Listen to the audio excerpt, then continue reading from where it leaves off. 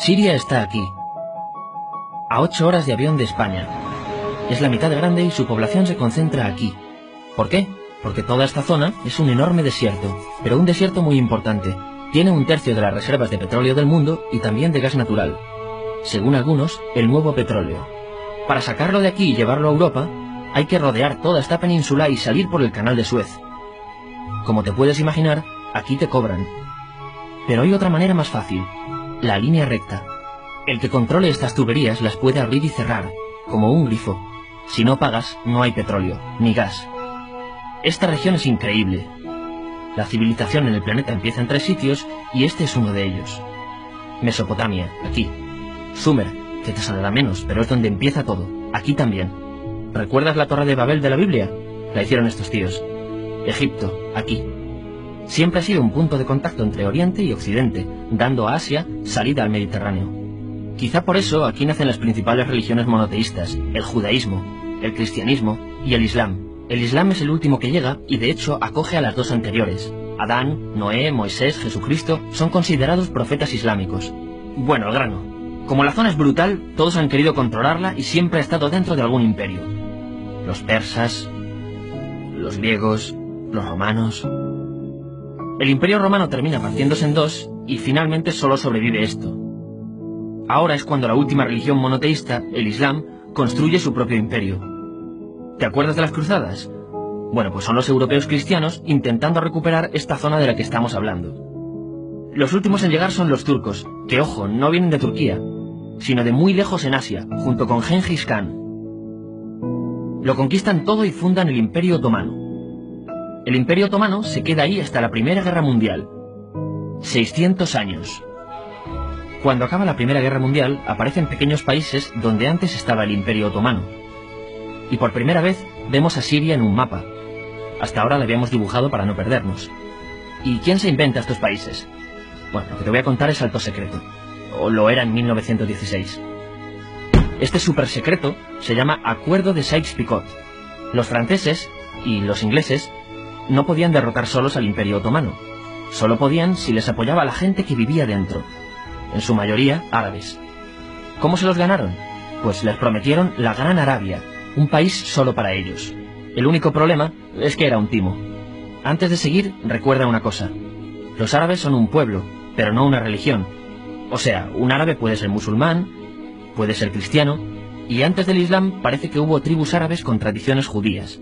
Bueno, pues a los árabes no les dieron ese único país que les habían prometido. En su lugar, franceses y británicos crearon muchos países pequeños. Estos países, obviamente, no eran países de verdad, sino zonas bajo su control, con gobernantes puestos por ellos. Durante este tiempo hacen lo que quieren con la zona.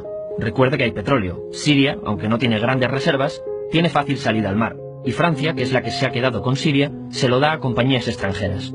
Después de la Segunda Guerra Mundial, los europeos se van. En el caso de Siria, son echados a patadas. Pero antes de irse, crean otro estado, Israel. No es el momento de hablar de ello, pero es un estado muy polémico que sus vecinos no reconocen. La prueba es que nada más irse los británicos, todos estos estados lo atacan. La zona, a partir de ahora, va a ser una bomba de relojería. Y mientras, ¿qué pasa en Siria? Bueno, pues no es muy estable. Tiene golpes de estado constantes. En esa época, aparece en Siria una ideología que se hace con el control y se expande por el mundo árabe, el Ba'ath. Esta ideología mezcla el antiguo sueño de una sola nación árabe con ideas socialistas. Y algo muy importante, es laica, o sea que no es religiosa.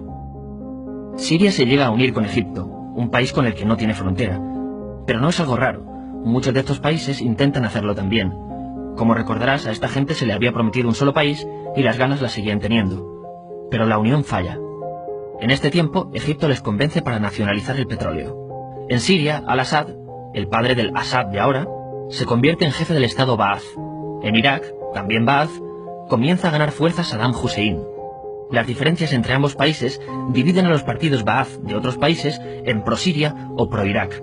Ahora ocurre la Guerra Fría. El mundo se divide en 2. O eres de Estados Unidos o de la Unión Soviética. Son años muy movidos en los que se pegan constantemente con Israel, invaden su vecino Líbano y comienza una oposición islamista al régimen Ba'ath de Assad. Los hermanos musulmanes. Vale, volvamos atrás un momento. Recuerdas que la mayoría de árabes eran musulmanes, ¿verdad? Bueno, pues dentro de los musulmanes hay 2 ramas fundamentales. Suníes, la mayoría, y chiíes. En el caso de Siria, a pesar de ser un estado laico, los gobernantes como Assad y los jefes militares eran chiíes, los cuales representan menos del 13%. En cambio, casi el 70% de la población es suní. Un dato curioso es que los cristianos son casi el 10%. Que los chiíes controlen el gobierno y ejército mosquea a la población suní, y ese sentimiento es aprovechado por los hermanos musulmanes, islamistas radicales suníes. Estos toman las armas en la ciudad de Hama, en contra del gobierno, y Assad acaba con la revuelta a costa de matar miles de civiles y encarcelar a mucha gente. En el año 2000, Assad padre muere, y le sucede Assad hijo. Ante las presiones, libera a muchos presos, trae internet y esperanzas de cambio. Hay un periodo de gran debate político y aparece la oposición. También vuelven los hermanos musulmanes.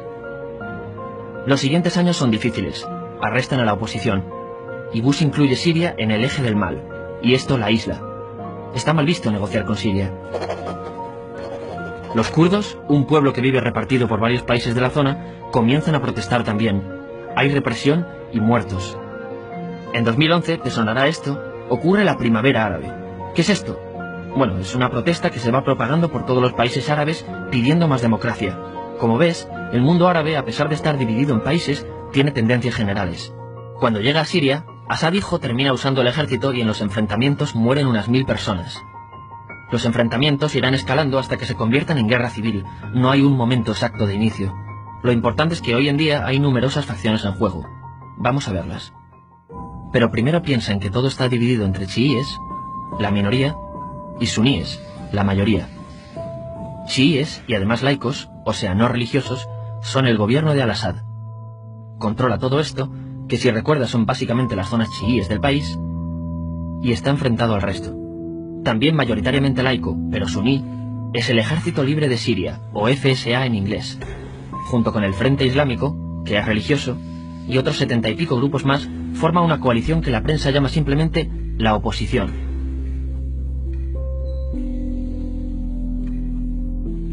También suníes e islamistas, pero radicales, son Al-Nusra, llamados Al-Qaeda en Siria porque son básicamente eso, Al-Qaeda en Siria.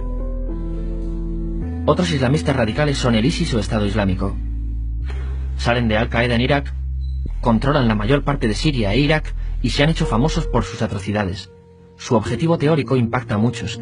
Es un Estado Islámico a lo largo de Asia, África y Levante. Aunque a ti ya te suena, ¿verdad? En naranja tenemos al pueblo kurdo, que recordarás porque el presidente Al-Assad lo reprimió, al igual que gobiernos de países próximos también lo hacen. Ahora controlan militarmente esta zona. Antes de terminar, repasemos los apoyos internacionales a fecha de octubre de 2015. Las fuerzas de Al-Assad son apoyadas por Rusia, que ya tenía base militar en el país antes del conflicto, Irán y China. Todos son países de lo que Europa llama Oriente.